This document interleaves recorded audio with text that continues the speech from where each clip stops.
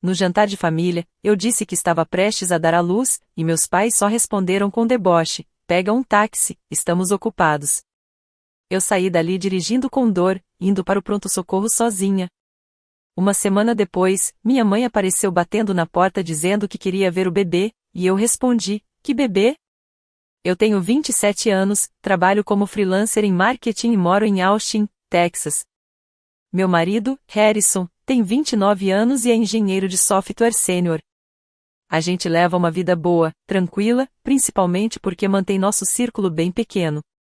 Mas antes de eu entrar no pesadelo que virou minha realidade, tem uma coisa importante sobre mim: eu cresci como uma criança de vidro.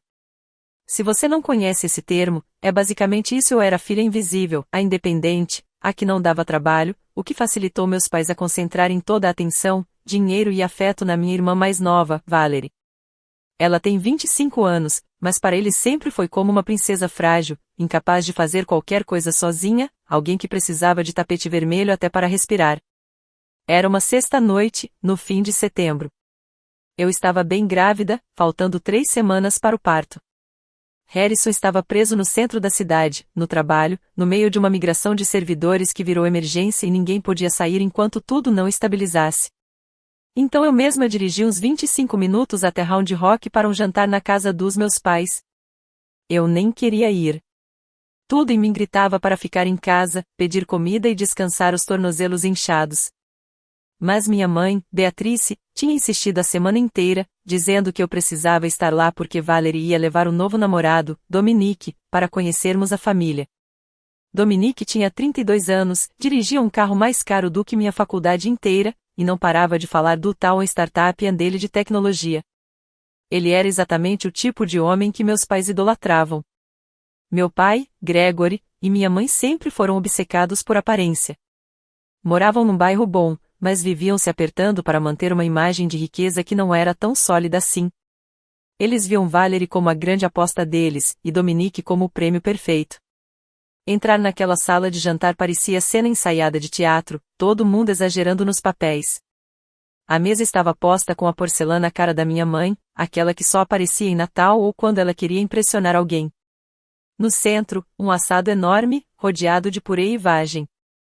Dominique estava na cabeceira como se já fosse dono do lugar, com um sorriso arrogante e um blazer apertado demais nos ombros. Valerie grudada nele, brilhando de satisfação. Meus pais praticamente se inclinavam para cada palavra que ele dizia, como se ele estivesse distribuindo bilhetes premiados. Eu me sentei em silêncio no fim da mesa. Já estava exausta, com uma dor pesada nas costas, mas mantive um sorriso educado no rosto. Eu sabia qual era o meu papel ali. Eu era só o pano de fundo daquela cena. Dominique estava no meio de um discurso longo e cheio de si sobre estratégia de investimento, rodada de financiamento e projeção de a empresa de milhões. Meu pai balançava a cabeça com entusiasmo exagerado, fazendo perguntas que pareciam decoradas, tentando soar como um investidor experiente quando, na verdade, vivia no limite das dívidas do cartão de crédito. Eu bebia água devagar, sentindo um aperto estranho crescendo na barriga. Tentei ignorar. Deve ser só Braxton Hicks, pensei. Contrações falsas. Tinha que ser isso. Eu ainda estava a 3 semanas do parto. Mas o desconforto não passou. Só ficou mais forte. Enquanto minha mãe servia vinho caro para o Dominique e ria alto de uma piada sem graça, eu comecei a perceber o quão ridículo tudo aquilo era. Eles estavam completamente hipnotizados pela ideia de riqueza, como se o resto da sala nem existisse. E eu ali, ignorada no meio disso tudo. Só que eu não fazia ideia de que aquela obsessão deles pelo homem rico e promissor ia custar a filha deles e o único neto que eles teriam. A primeira contração de verdade veio justamente quando minha mãe começou a servir o purê. Não era mais um desconforto leve. Era uma dor afiada, que atravessou minhas costas e explodiu na frente do meu corpo. Eu me encolhi, segurando com força a borda da mesa pesada de madeira. Respirei fundo, tentando controlar, tentando não chamar atenção. Eu não queria causar drama. Anos vivendo naquela casa me ensinaram uma coisa: qualquer coisa que atrapalhasse o momento especial da Valerie era imperdoável. Dominique ainda falava. Sem parar. Já fazia uns 15 minutos seguidos. Agora estava explicando algo sobre investidores anjo, capital de risco e outros termos que claramente meus pais não entendiam, mas mesmo assim eles concordavam como se tudo fizesse sentido. Valerie estava ao lado dele, passando o dedo no braço dele como se fosse dona da cena inteira. O cheiro do assado, que normalmente me deixaria com água na boca, agora embrulhava meu estômago. O ar parecia mais quente, sufocante. Então, a escalabilidade da plataforma é praticamente infinita, Dominique dizia, tomando um gole lento de vinho. Depois dessa próxima rodada, que já está praticamente garantida, a gente fala de expansão nacional até o terceiro trimestre. Isso é impressionante, Dominique, meu pai respondeu, encantado. A Valerie falou que você era brilhante, mas ver sua visão assim é inspirador. Outra contração veio. Mais forte. Mais real dela, eu não consegui escapar. Me mexi na cadeira, apertando a mão na barriga. Um som baixo escapou da minha garganta sem querer. A cabeça da minha mãe virou na minha direção num instante. Os olhos dela estreitaram, duros. Ela nem perguntou se eu estava bem. Nem olhou direito para minha barriga enorme. Só se inclinou sobre a mesa e sussurrou com irritação. Penélope, pelo amor de Deus, você pode parar de se mexer por 5 minutos? O Dominique está explicando o modelo de negócio dele. Eu encarei ela em choque. A dor ainda estava lá, mas agora tinha sido engolida por outra coisa muito mais fria, a certeza de que, naquele momento, eu não importava em absolutamente nada. Meu rosto já estava completamente vermelho, e era óbvio que eu estava passando mal. Mesmo assim, o único problema para minha mãe era o fato de eu estar atrapalhando a cena. Eu engoli em seco e assenti, forçando o corpo a obedecer enquanto a dor era empurrada para dentro. Apertei os lábios com tanta força que eles ficaram dormentes. Era exatamente como quando eu tinha 10 anos e quebrei o braço caindo da bicicleta. Meus pais me fizeram esperar horas para ir ao hospital porque a Valerie tinha um recital de dança e não dava para perder a apresentação dela. Naquela casa, minha dor sempre vinha depois. Sempre era inconveniente. Sempre menos importante. As contrações começaram a vir mais seguidas, agora com intervalos bem menores. Eu mantinha o olhar fixo no prato, vendo o molho engrossar em cima da carne enquanto tentava não me desmontar ali. O tic-tac do relógio antigo no corredor parecia uma martelada dentro da minha cabeça, completamente fora do ritmo da conversa infinita do Dominique. Peguei o celular devagar, com as mãos tremendo. Escrevi para o Harrison, acho que começou. As contrações já estão vindo. Vou tentar sair daqui. Mas eu sabia que talvez ele só visse aquilo horas depois. Ele estava preso na sala de servidores, provavelmente com o telefone no silencioso.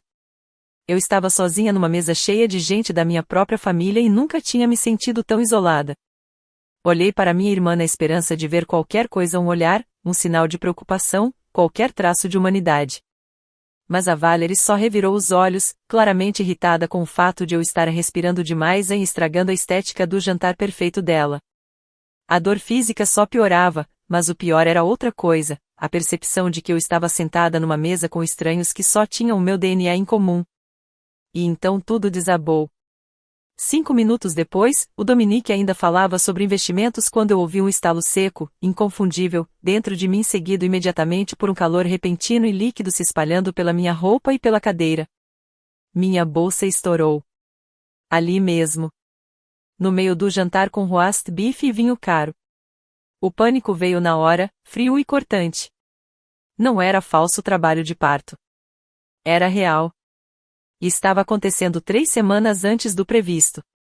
Empurrei a cadeira com força. As pernas de madeira arranharam o chão num som alto, agressivo, que cortou o Dominique no meio da frase. Todos os olhos da mesa viraram para mim. Mas o que você está fazendo, Penélope? Minha mãe disparou, com a expressão tomada por nojo. Você está arranhando o piso. Eu me levantei, segurando a cadeira com tanta força que meus dedos ficaram brancos. Outra contração me atingiu com violência, quase me dobrando no meio. Respirei fundo, olhei direto para eles e falei, com a voz tremendo, mas firme o suficiente para dominar a sala. Eu vou dar à luz. Minha bolsa estourou. As contrações estão fortes. Eu preciso ir pro hospital agora. Por um segundo, ficou um silêncio absoluto. Eu achei, por um instante mínimo, que finalmente alguém ia reagir como seres humanos normais. Que meu pai ia levantar, pegar as chaves do carro e me levar dali. Eu esperava que minha mãe pegasse minha bolsa de maternidade no carro e dissesse que a Valerie e o Dominique teriam que terminar o jantar sozinhos. Era isso que uma família faria. Era isso que pessoas normais fariam. Mas não foi o que aconteceu. Meu pai se recostou na cadeira, cruzou os braços e soltou um suspiro longo, irritado, como se o problema ali fosse eu estar atrapalhando o ambiente. Minha mãe largou o garfo com força no prato de porcelana, o som ecoando pela sala. Ela me encarou não com preocupação mas com raiva pura. Você tá brincando comigo agora? Ela disparou. Logo no meio do jantar? O Dominique está justamente na parte mais importante da apresentação dele. Eu pisquei, sentindo a dor no meu corpo sendo engolida por uma onda de choque. Mãe, eu estou em trabalho de parto. O bebê vai nascer antes da hora. O Harrison está preso no trabalho e não atende. Eu preciso que um de vocês me leve pro Odell Medical Center. Valerie soltou uma risada curta, debochada, tomando um gole de água. Meu Deus, Penny, você sempre faz isso. Sempre precisa ser o centro das atenções, né? Não podia esperar 2 horinhas pra gente terminar a sobremesa? Eu senti uma tontura subir. Esperar 2 horas. Valerie, isso não é entrega agendada. É um bebê. Eu não controlo isso. Olhei pro meu pai, implorando em silêncio para ele agir como pai pela primeira vez na vida. Ele olhou para minha mãe, depois para o Dominique que estava claramente desconfortável, mas quieto, sem interferir em nada. Então voltou a olhar para mim. E o que tinha ali não era carinho. Nem preocupação. Era frieza. Penélope, ele disse num tom baixo, cheio de superioridade.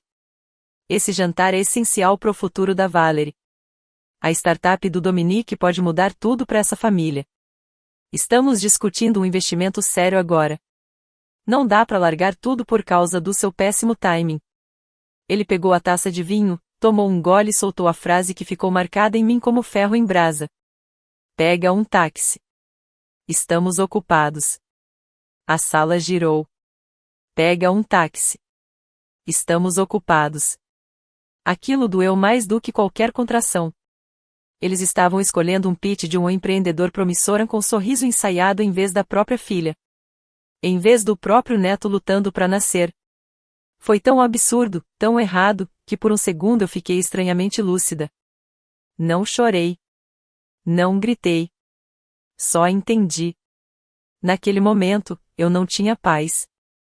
Peguei minha bolsa, virei as costas sem dizer mais nada e saí pela porta da frente. Quando a madeira pesada fechou atrás de mim, o calor úmido da noite no Texas me envolveu como um cobertor sufocante. Fiquei na varanda por exatamente 3 segundos, esperando a porta se abrir de novo. Esperando ouvir passos apressados, um pedido de desculpa, alguma voz dizendo que era brincadeira, que iam me levar no carro na mesma hora. Nada aconteceu. A porta continuou fechada. Pela janela da sala, eu via o brilho quente do lustre iluminando tudo. Vi as sombras da minha família voltando tranquilamente para os lugares na mesa. E, no meio disso, ouvi até uma risada baixa do meu pai por alguma coisa que o Dominique tinha dito, como se nada tivesse acontecido. Foi aí que uma contração veio forte, violenta e eu literalmente caí de joelhos na varanda de concreto. Um som curto, quase sem ar, escapou de mim. A dor não era só forte. Era esmagadora, subindo pela coluna e apertando meu corpo inteiro como se tivesse sido preso por um cabo de aço. Eu me forcei a levantar. Não foi força de vontade.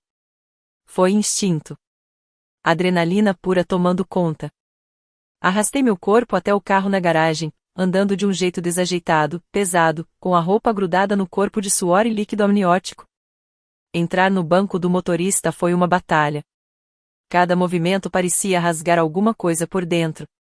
Liguei o carro com as mãos tremendo tanto que mal consegui girar a chave. O volante parecia longe demais, pesado demais. Liguei o ar no máximo, deixando o vento gelado bater direto no meu rosto como uma tentativa fraca de me manter consciente. Engatei a ré e saí da garagem sem olhar de novo para aquela casa. Porque naquele momento eu entendi. Aquilo nunca tinha sido um lar. O caminho de Round Rock até o Dell Medical Center, em Austin, normalmente leva uns 25, 30 minutos pela I-35. Mas em trabalho de parto, cada minuto vira uma eternidade distorcida. Entrei na rodovia segurando o volante com tanta força que minhas unhas cravaram na palma da mão. O trânsito da noite estava pesado, uma sequência interminável de luzes vermelhas na minha frente. Toda vez que uma contração vinha, eu lutava para não fechar os olhos. Eu forçava o olhar para frente, preso nas linhas brancas da pista, como se aquilo pudesse me manter no presente. Respira 4 segundos, segura 2, solta 6. Eu repetia isso na cabeça como se fosse a única coisa me mantendo funcional. Eu estava dirigindo sozinha no pior momento da minha vida, completamente sozinha. E o pior não era só a dor. Era a frase que não parava de voltar. Pega um táxi. Estamos ocupados. Ela vinha junto com cada batida do carro no asfalto, como se tivesse ficado presa no meu sistema. Como uma mãe consegue olhar para a filha implorando ajuda e dizer que ela está atrapalhando um jantar? Como um pai consegue pesar a vida do próprio neto contra um investimento promissor em escolher o investimento? Um caminhão desviou levemente para minha faixa e eu buzinei na hora, o coração quase saindo pela boca. E naquele instante eu percebi uma coisa simples e brutal. Eu não podia me dar o luxo de desmoronar agora. Se eu perdesse o foco por um segundo, eu batia o carro e meu bebê morria porque meus pais decidiram impressionar um homem chamado Dominique. Um instinto materno feroz, quase primitivo, tomou conta de mim. Eu virei só sobrevivência. As lágrimas finalmente vieram, quentes, queimando o rosto, mas não eram de tristeza. Eram de raiva pura. Raiva limpa, quase física. Apertei o acelerador com mais força, cortando o trânsito de Austin com cuidado, mas com agressividade, movida por uma única ideia: eu não precisava deles. Nunca precisei. Quando passei a saída do centro, as contrações já vinham com menos de 5 minutos de intervalo. Não eram mais ondas. Era uma pressão contínua, esmagando meu corpo sem pausa.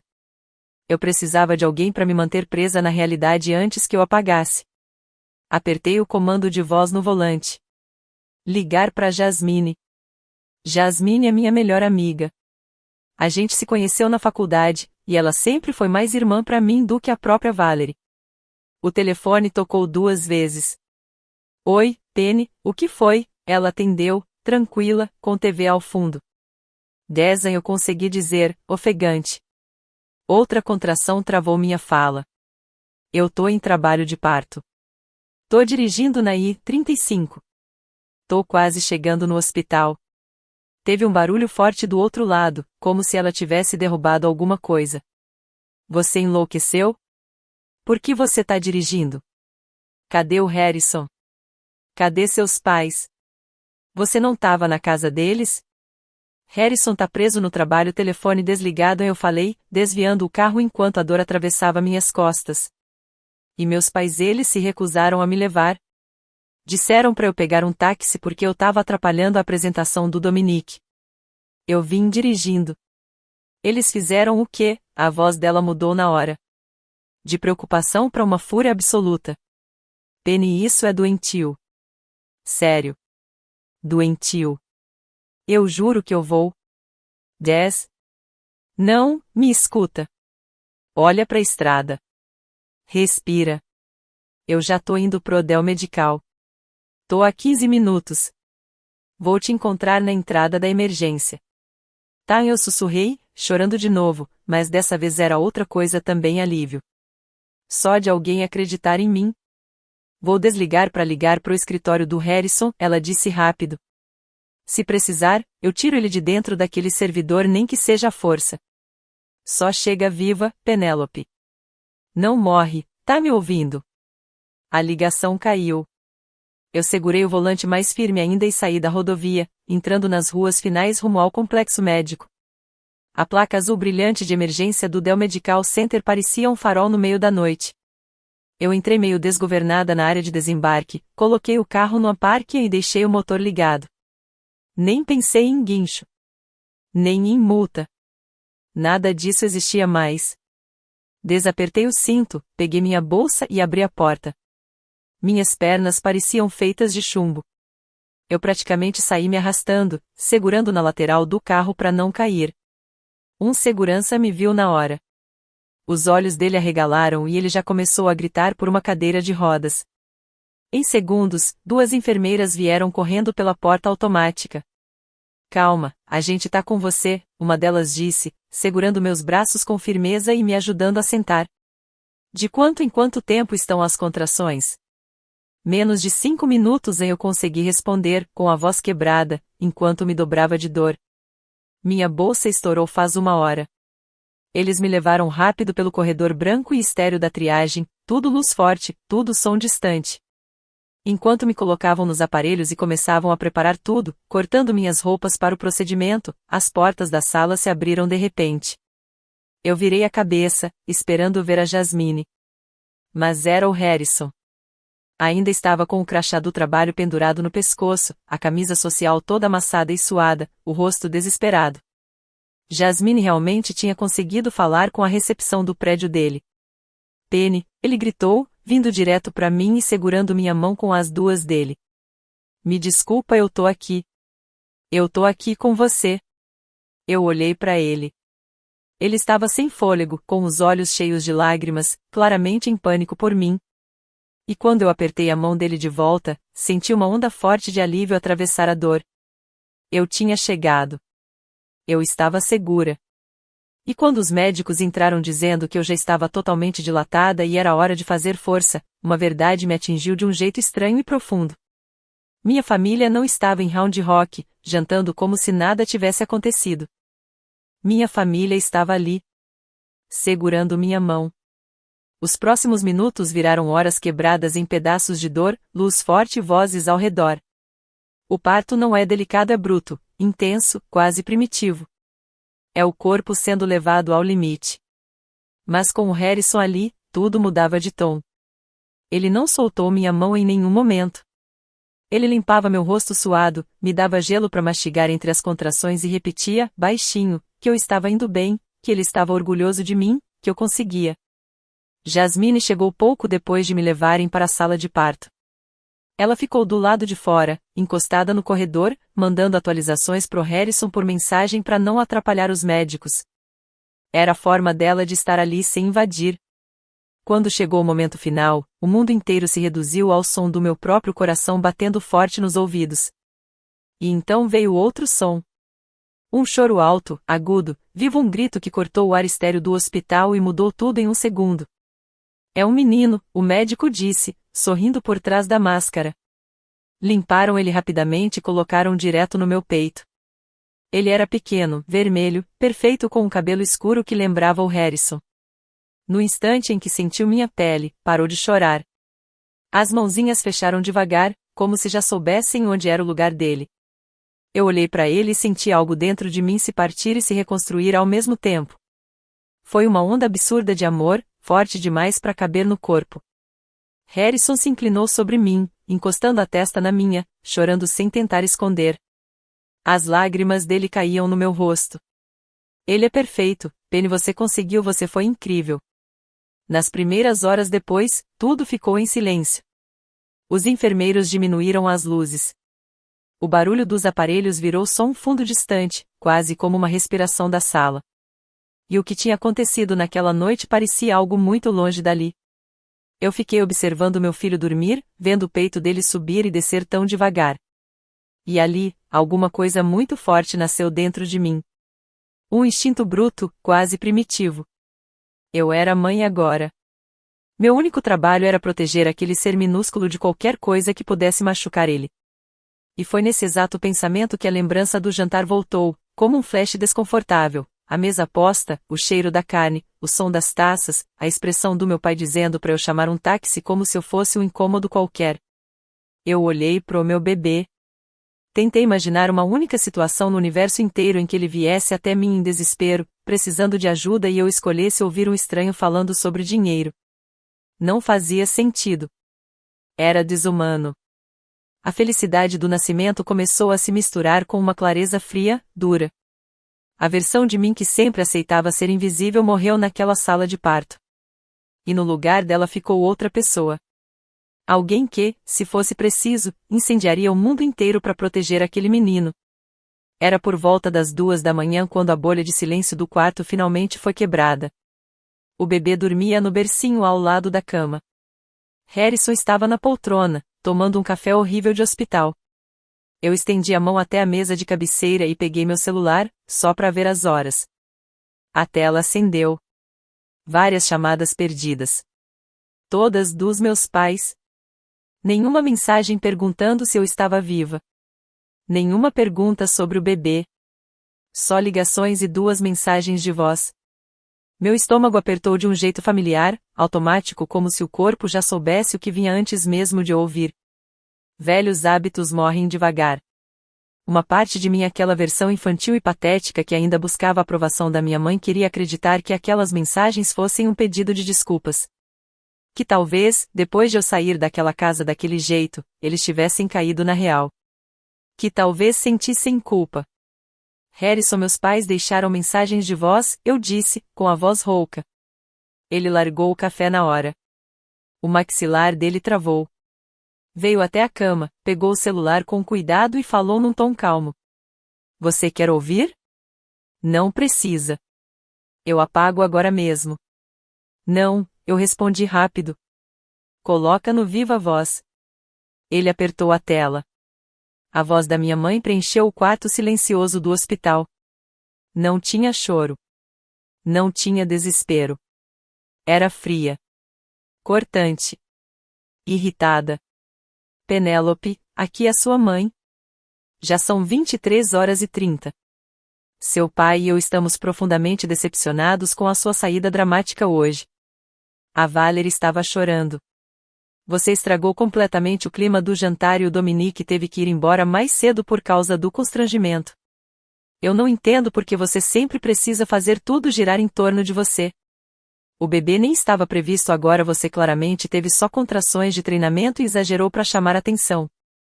Me liga amanhã e pede desculpa para sua irmã. O futuro dela com o Dominique é muito importante para essa família, e você não vai atrapalhar isso. Boa noite. O bip encerrou a mensagem. Ficou um silêncio absoluto entre eu e o Harrison. Ela nem perguntou se eu tinha chegado no hospital. Nem sequer considerou que eu poderia estar em trabalho de parto de verdade. Na cabeça dela, eu tinha inventado tudo para atrapalhar a noite importante da Valerie. Antes mesmo de eu conseguir processar aquilo, a segunda mensagem começou. Era meu pai. Penny, aqui é o pai. Olha, sua mãe está muito chateada. Aquela janta era importante.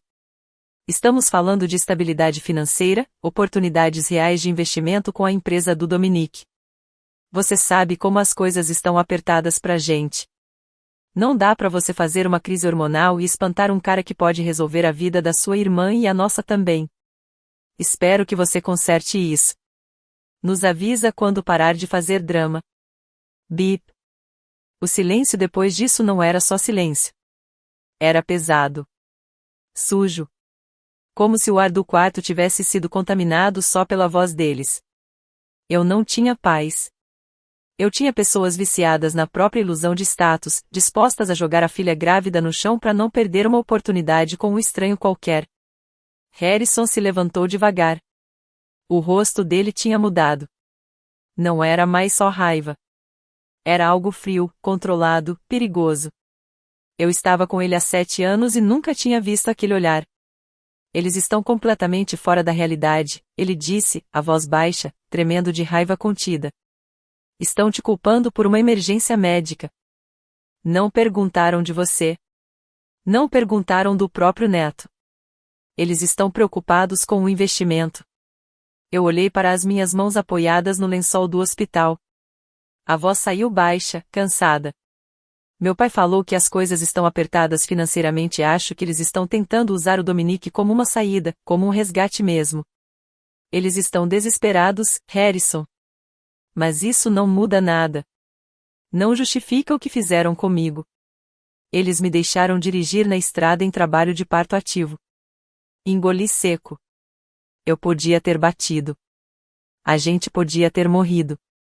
Falar em voz alta fez tudo cair em cima de mim de uma vez, como uma onda forte demais para segurar. Olhei pro bercinho ao lado. Meu filho dormia tranquilo, alheio a tudo.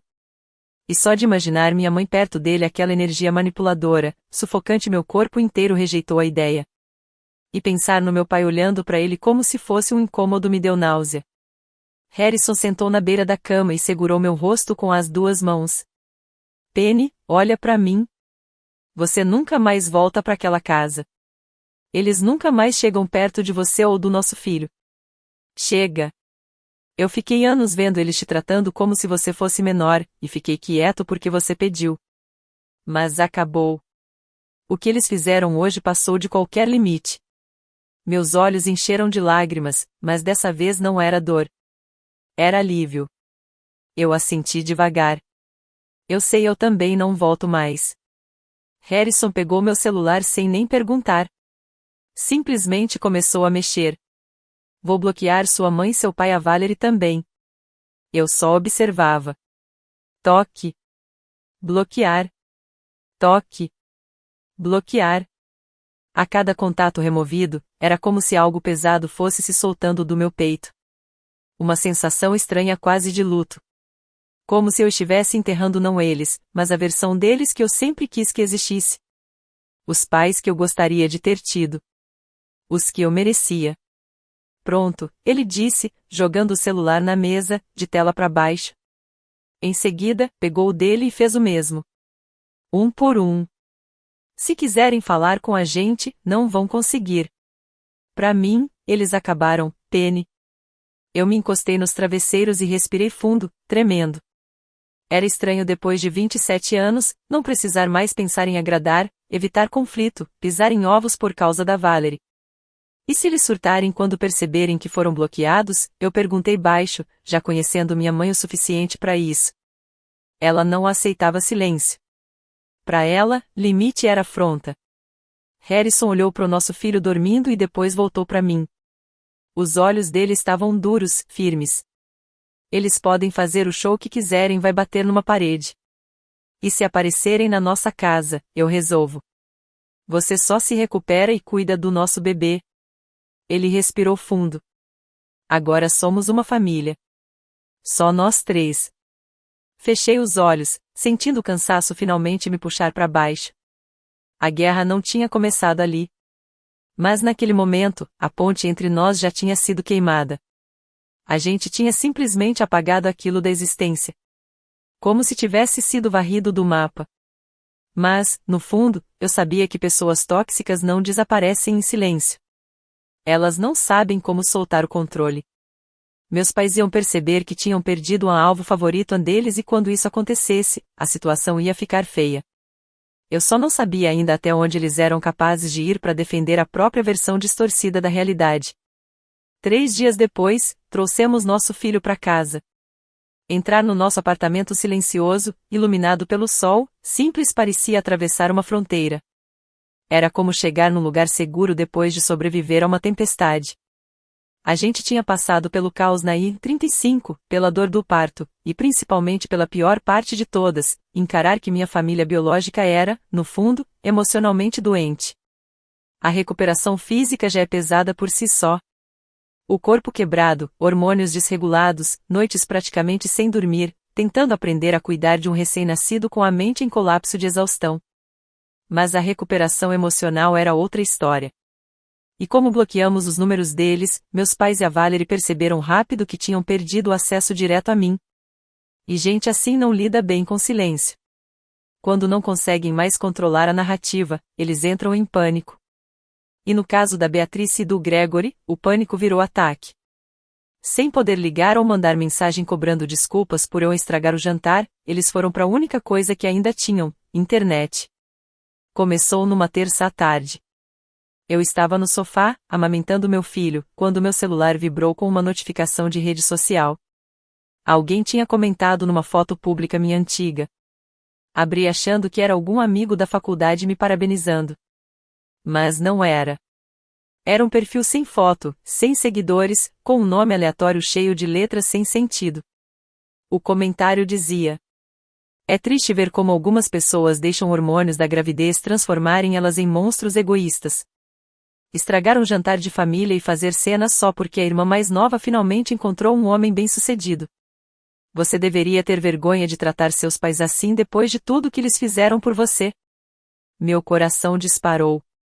A forma como estava escrita a referência a um homem bem-sucedido, a ausência total de qualquer noção do que realmente aconteceu, aquilo tinha a cara da minha mãe e da Valerie. Eles tinham mesmo criado um perfil falso, inventado um e-mail descartável e vasculhado minhas postagens públicas só para me atacar. Era manipulação clássica. Reescrita da realidade. Eles não estavam apenas me atacando, estavam tentando transformar a história, pintando eles mesmos como vítimas e eu como a pessoa desequilibrada. A ideia deles era simples e distorcida, me fazer acreditar que eu era o problema por ter passado por uma emergência médica e que eles eram praticamente santos por aguentarem isso. Algumas horas depois, outro comentário apareceu, dessa vez de uma conta diferente, claramente falsa. Era numa foto minha com o Harrison. Fiquei sabendo que você saiu de um jantar de família no meio da noite só para estragar o momento especial da sua irmã. O Dominique ficou profundamente ofendido. Você deve um pedido de desculpas enorme para os seus pais. Eles estão arrasados. Arrasados. Essa palavra quase me fez rir de nervoso. Eles não estavam arrasados por terem perdido o nascimento do próprio neto. Estavam em pânico porque o Dominique, o grande investimento deles, talvez achasse que a família era problemática demais. Era isso. Estavam fazendo controle de danos para impressionar um cara que conheciam há 6 meses, enquanto atacavam a própria filha no pós-parto pela internet. Era patético. Parecia briga de adolescente maldosa no ensino médio, não uma mulher de 50 e poucos anos e uma irmã adulta de 25. Eu não respondi nada. Eu já tinha aprendido que alimentar esse tipo de coisa só piora tudo, principalmente quando as pessoas do outro lado compartilham o seu sangue. Só entreguei o celular pro Harrison quando ele entrou na sala. Ele leu tudo em silêncio. O maxilar dele travou tanto que parecia que os dentes iam quebrar.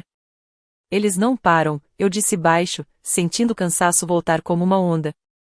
Nem deixam eu me recuperar em paz. Harrison não falou nada. Ele só pegou meu celular, sentou no notebook e começou a trabalhar.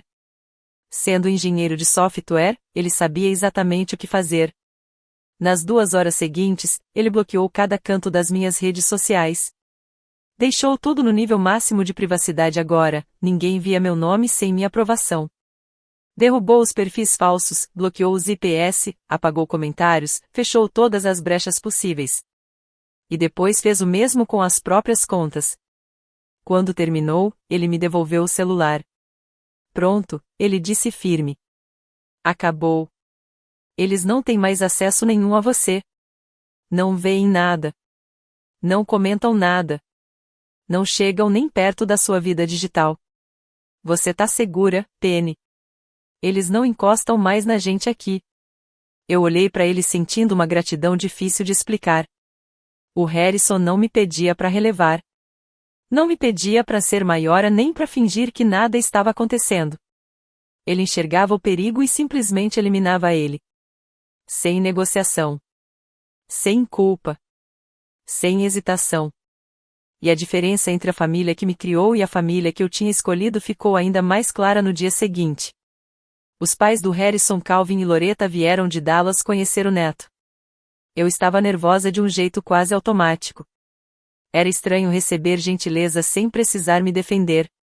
Quando eles chegaram, eu já estava pedindo desculpa pela casa bagunçada, pelo cabelo preso de qualquer jeito, por tudo, como se estivesse esperando julgamento. Mas a Loretta só sorriu. Um sorriso calmo, quente, de alguém que não estava ali para medir falhas. Ela simplesmente ignorou todo o meu nervosismo, entrou na cozinha e deixou 2 sacolas enormes de mercado em cima da bancada como se aquilo fosse a coisa mais normal do mundo. SHHH, Penélope, Loretta disse, me puxando para um abraço leve, cuidadoso, como se eu fosse algo frágil, mas não no sentido ruim. Você acabou de criar um ser humano dentro de você e trouxe ele pro mundo. Se esse apartamento estivesse impecável, eu ficaria preocupada de verdade. Ela deu um sorriso e fez um gesto simples com a mão. Agora vai sentar no sofá. O Calvin tá preparando o ziti dele famoso, e eu vou pegar esse bebê lindo para você tomar um banho quente. O Calvin, um homem quieto, firme, com aquele cheiro suave de madeira cedro, sempre cedro, me deu um beijo rápido na testa e já foi direto para a cozinha, como se aquilo fosse a coisa mais natural do mundo. Em poucos minutos, ele já estava de avental, mexendo panela, e o cheiro de alho e tomate começou a preencher o apartamento inteiro. Foi impressionante como o ar mudou. A ansiedade que parecia morar ali dentro simplesmente foi sendo substituída por algo quente, quase reconfortante. Mais tarde, a Jasmine apareceu com uma caixa de doces caros, dessas de padaria boa mesmo. E de repente, a cena estava completa.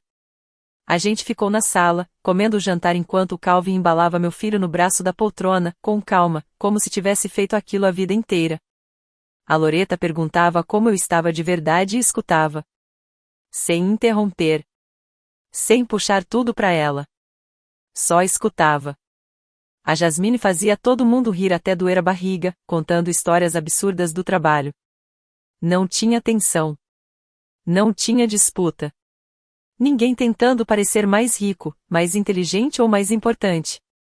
Eu olhava aquela sala em silêncio. A forma como eles cuidavam de mim e do meu filho sem exigir nada em troca, sem jogo, sem condição. E ali eu entendi algo que demorou anos para fazer sentido. Família não é sangue. Família é presença. É quem aparece quando você tá quebrada. É quem fica quando tudo tá caótico. É quem celebra sua felicidade sem tentar roubar o centro da cena. Meus pais passaram a vida inteira me fazendo sentir que eu precisava merecer um lugar na mesa deles. O Calvin, a Loretta, a Jasmine e o Harrison simplesmente puxaram uma cadeira e colocaram um prato na minha frente. O eco do que meus pais fizeram ainda existia, lá no fundo da minha cabeça, mas cada risada naquela sala ia apagando um pouco aquilo. Naquela noite eu dormi com uma sensação que eu não sentia há muito tempo. Cheia. Mas o problema é que a vida tem um jeito estranho de testar limites exatamente quando você acha que finalmente construiu um muro alto o suficiente. Calvin e Loretta ficaram com a gente 3 dias. 3 dias leves, tranquilos, quase irreais. Quando eles foram embora, o apartamento ficou mais silencioso, mas não era um silêncio ruim. Era um silêncio que descansava. A gente finalmente começou a entrar no ritmo com o bebê. E, graças às configurações de privacidade do Harrison, a tentativa de ataque online simplesmente parou. Sumiu. Eu comecei a acreditar, de verdade, que tinha acabado. Que talvez meus pais tivessem entendido que tinham perdido o controle e voltado para a vida vazia deles em Round Rock. Eu fui ingênua. Era sábado de manhã. Harrison estava na cozinha preparando café, e eu estava sentada no tapete da sala fazendo uns alongamentos leves enquanto o bebê dormia no balanço. A casa estava em silêncio daquele tipo raro, quase frágil. Até que a campainha tocou. Não foi um toque educado. Foi uma sequência agressiva, 3 toques seguidos, rápidos demais, como se a pessoa do outro lado achasse que tinha direito de invadir qualquer coisa. Harrison parou na hora. A cafeteira ficou no ar por um segundo antes dele largar de volta no fogão. Estamos esperando alguma entrega? Ele perguntou, já indo pegar o celular para ver a câmera da porta. Eu vi a expressão dele mudar imediatamente. O rosto perdeu a cor. Os olhos ficaram duros. Ele me olhou como se tivesse acabado de ver algo absurdo demais para ser real. São eles, ele disse baixo. Seus pais e a Valerie. Meu estômago despencou. Foi como se o corpo inteiro tivesse levado um choque. Minhas mãos ficaram frias na hora, e eu levantei do tapete sem nem pensar. Fui até ele e olhei a tela do celular. Lá estavam. Em pé no nosso tapete de entrada, como se aquilo fosse uma visita qualquer de fim de semana. Meu pai, Gregory, vestido com uma camisa polo impecável, olhando ao redor do corredor como se estivesse avaliando um imóvel. Valerie logo atrás, olhando o celular, entediada, como se aquilo tudo fosse perda de tempo. E minha mãe, Beatrice, na frente. Segurando balões azuis brilhantes baratos, claramente de última hora com a frase "é um menino" estampada. E um saquinho de presente mal embrulhado na outra mão. Era quase cômico. Quase. Se não fosse completamente absurdo. Eles tinham me ignorado em trabalho de parto. Tinham me mandado pegar um táxi. Tinham deixado mensagens me culpando por estragar o jantar. Tinham me atacado online como se eu fosse o problema da história inteira. E agora, por que não conseguiam mais me alcançar digitalmente, simplesmente apareceram na minha porta como se nada tivesse acontecido. Como se um pacote de balões resolvesse tudo. Não abre, Harrison disse firme, já conferindo a trava da porta. Eu falo com eles pela câmera. Ou chamo a polícia. Eu fiquei olhando para a tela. Uma parte de mim antiga, aquela que sempre engolia tudo, queria simplesmente fugir pro quarto e deixar ele resolver. Mas então eu ouvi meu filho respirando ali atrás. Calmo. Pequeno. E alguma coisa mudou dentro de mim. Uma coisa quente. Firme. Eu não ia deixar aquilo passar de novo. Não, eu disse, a voz mais estável do que eu esperava. Eu vou falar com eles. Olhei de novo para a tela. Eu preciso olhar na cara deles e encerrar isso de vez. Harrison olhou para mim e percebeu na hora que eu não ia recuar. Ele assentiu uma vez, deu um passo pro lado, mas ficou colado em mim, claramente pronto para intervir se precisasse. Eu respirei fundo, destravei a fechadura com um clique seco e abri a porta. O rosto da Beatrice mudou instantaneamente para aquele sorriso exagerado, forçado, quase ensaiado. Penélope, surpresa, querida. Trouxemos presentes pro bebê. Ela deu um passo para frente, mas parou no meio do caminho quando percebeu que eu não ia me mover nem um centímetro. Vamos, deixa a gente entrar, Penny. Tá quente aqui no corredor. Cadê meu netinho lindo? Vocês não vão entrar, eu disse. Minha voz saiu baixa, firme, completamente vazia de emoção. Gregory soltou um suspiro irritado, estufando o peito como se ainda tivesse algum tipo de autoridade ali. Penélope, chega dessa infantilidade. Bloquear nossos números foi uma atitude ridícula. Viemos aqui para fazer as pazes. Trouxemos presentes. Para de drama e abre essa porta. Fazer as pazes? Harrison deu um passo à frente na hora. A voz dele veio afiada, perigosa. Vocês deixaram ela em trabalho de parto para ir terminar um jantar de carne assada. Não tem o direito de aparecer com um balão barato e fingir que isso tá normal. A Valerie finalmente levantou os olhos do celular, revirando-os com aquele desprezo automático dela. Meu Deus, Harrison, vocês são obcecados em se fazer de vítimas. Ela tinha tempo de sobra para chegar no hospital. O Dominique estava no meio de uma proposta importante. Foi só um mau timing. Supera isso. Eu olhei para minha irmã. E percebi uma coisa estranha. Não tinha mais nada ali. Nem raiva. Nem dor. Nem vínculo. Só um tipo de vazio frio. Quase clínico. Eu não tô me fazendo de vítima, Valerie, eu disse com calma. Eu só tô colocando um limite. Olhei pros três. Vocês são um problema. Vocês são obcecados com dinheiro, status e aparência e deixaram muito claro o quanto eu valho para vocês. Pausa. Menos do que um pitch de startup. O rosto da Beatrice ficou vermelho na hora. A máscara de avó carinhosa simplesmente caiu, como se nunca tivesse existido. Como você ousa falar assim com a gente? Ela cuspiu, apontando o dedo para mim. Nós somos seus pais. Nós te criamos. Nós temos direito de ver essa criança. Você não pode impedir seus avós de vê-lo. Abre essa porta agora, Penélope, ou você vai se arrepender. Eu ri. Um som seco. Amargo. Sem humor nenhum. Direito? A raiva que eu carregava desde aquela noite finalmente explodiu. Eu dei um passo para frente, encurtando a distância até ficar quase encostando nela. Vocês querem ver o meu neto? Eu perguntei, e minha voz já não estava mais calma. Ela vinha carregada de tudo que eu engoli por anos. Querem brincar de avós carinhosos agora? Soltei uma risada curta, sem humor nenhum. Engraçado isso, Beatrice, porque uma semana atrás, quando eu estava na sua sala de jantar, em trabalho de parto, pedindo ajuda, morrendo de medo de perder meu bebê, vocês não se importaram nem um pouco com ele. O Gregory não se importou. Virei o olhar pro meu pai. Ele teve a coragem de parecer desconfortável. Apontei para ele, o dedo tremendo de raiva. Você mandou eu chamar um táxi, eu disse, a voz ecoando pelo corredor. Você disse que estava ocupado. Então deixa eu te perguntar uma coisa: que neto é esse que você tá dizendo que quer ver? Porque aqui não tem nenhum neto para você. Pausa. Vocês me mandaram embora. Então eu fui embora de vez. O silêncio que veio depois foi pesado. Quase sufocante.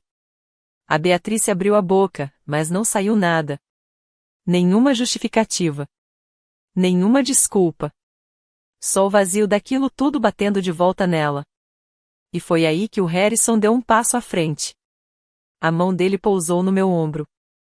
Firme. Protetora. Vocês ouviram ela, ele disse, frio.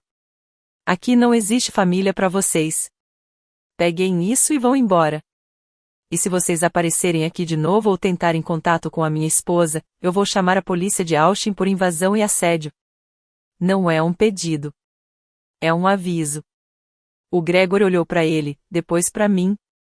Abriu a boca como se fosse responder, mas travou. Algo no olhar do Harrison fez ele engolir seco. Ele puxou a Beatriz pelo braço. Vamos embora, ele murmurou, pálido. Se vocês querem destruir essa família por causa de um mal-entendido, o problema é de vocês. E largou a sacola no chão.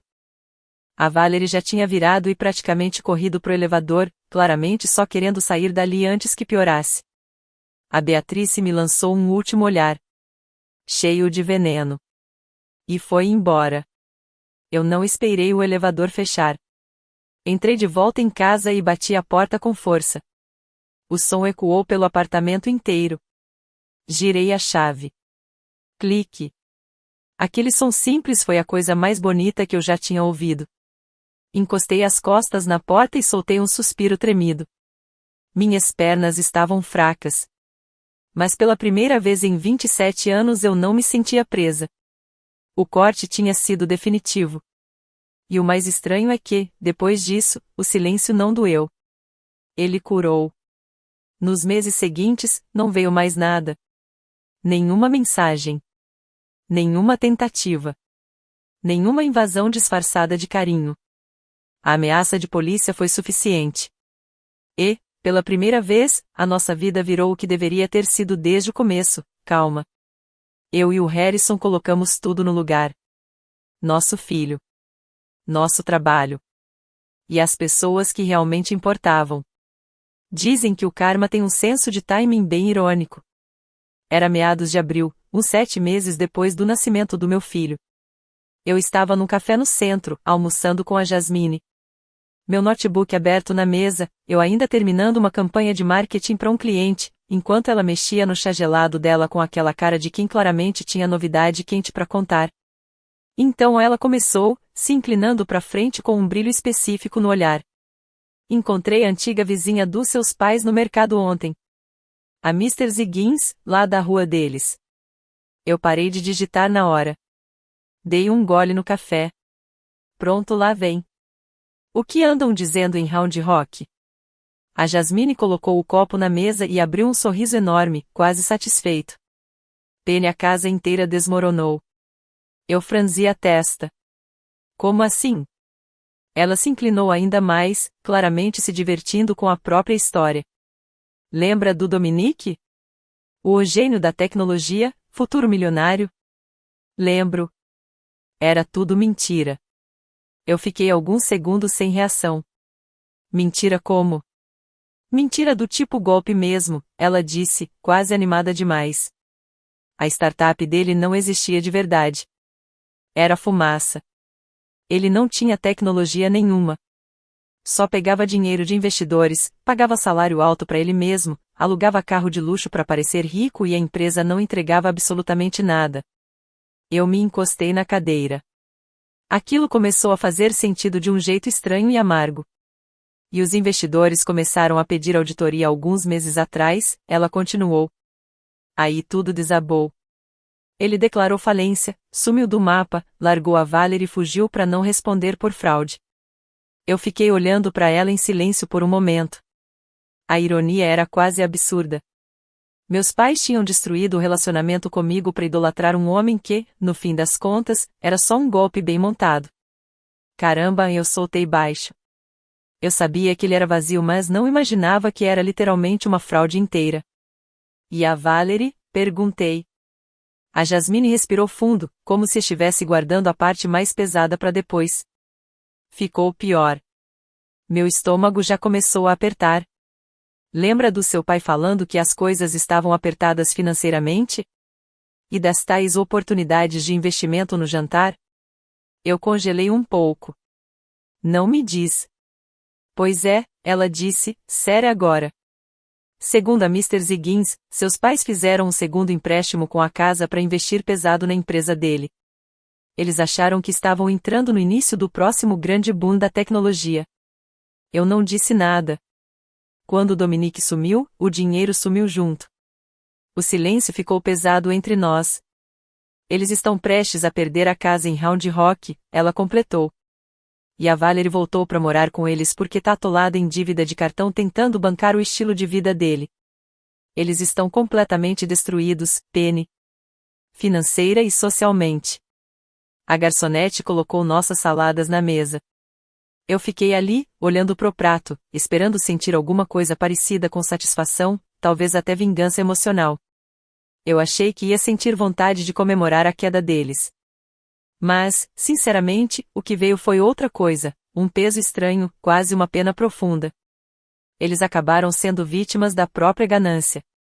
Caíram numa armadilha que eles mesmos construíram, uma espécie de ilusão de status, onde parecer rico valia mais do que qualquer coisa real, como trabalho, caráter ou até família. Eles apostaram tudo, a filha, o neto, a casa, tudo como se fosse atalho para uma vida que eles nunca construíram de verdade. E perderam tudo. Eu quase sinto pena deles, eu admiti baixo. A Jasmine encostou a mão na minha por cima da mesa. Não sente. Eles escolheram isso, Penny. Eles te viram em dor, precisando de ajuda, e te mandaram chamar um táxi porque estavam ocupados entregando dinheiro para um golpista. O universo só devolveu exatamente o que eles plantaram. E ela estava certa. Aquilo não era mais meu peso para carregar. Nem meu problema para resolver. Fechei o notebook, respirei fundo e deixei aquele momento simplesmente existir. Pela primeira vez em muito tempo, tudo estava em paz. A minha vida hoje não tem nada a ver com aquela garota que ficava encolhida no canto daquela sala de jantar tentando não incomodar ninguém. Meu trabalho como freelancer de marketing cresceu de um jeito que eu nunca imaginei. Sem aquela pressão constante de agradar meus pais, minha criatividade simplesmente destravou. Hoje eu tenho uma renda estável, algo em torno de $5.000 por mês, trabalhando de casa, no meu ritmo. O Harrison também evoluiu muito na carreira dele, assumindo uma posição de liderança na engenharia na empresa onde trabalha. Não somos ricos de internet, nem vivemos de fantasia de investimento. Mas somos estáveis, somos livres de dívidas e, principalmente, somos felizes de verdade.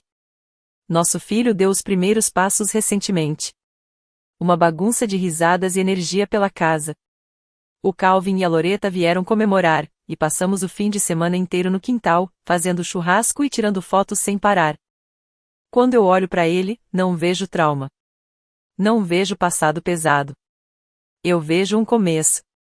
Uma criança que vai crescer sabendo o que é amor de verdade sem precisar conquistar isso. Ele nunca vai ter que merecer um lugar na nossa mesa. Nunca vai ser tratado como incômodo quando sentir dor. Às vezes, de madrugada, quando a casa está em silêncio, eu penso nessa ideia de família. A sociedade coloca muito peso no sangue. Como se só por existir parentesco, você fosse obrigado a aceitar tudo. Mas a verdade é mais simples. Sangue só te torna parente. O que te torna família é cuidado, respeito e presença. Meus pais escolheram uma ilusão de riqueza em vez da realidade. Escolheram o estranho em vez da própria filha. E hoje eles estão presos num mundo que eles mesmos desmontaram, lidando com as consequências das escolhas deles. Enquanto isso, eu estou vivendo uma vida que dinheiro nenhum compraria. Eu quebrei um ciclo que vinha há anos. E isso começou no dia em que eu saí daquela casa e dirigi pela Interstate 35, sem olhar para trás. Foi o momento mais difícil da minha vida, mas também foi o que me trouxe exatamente até aqui. E no fim, a pergunta continua no ar.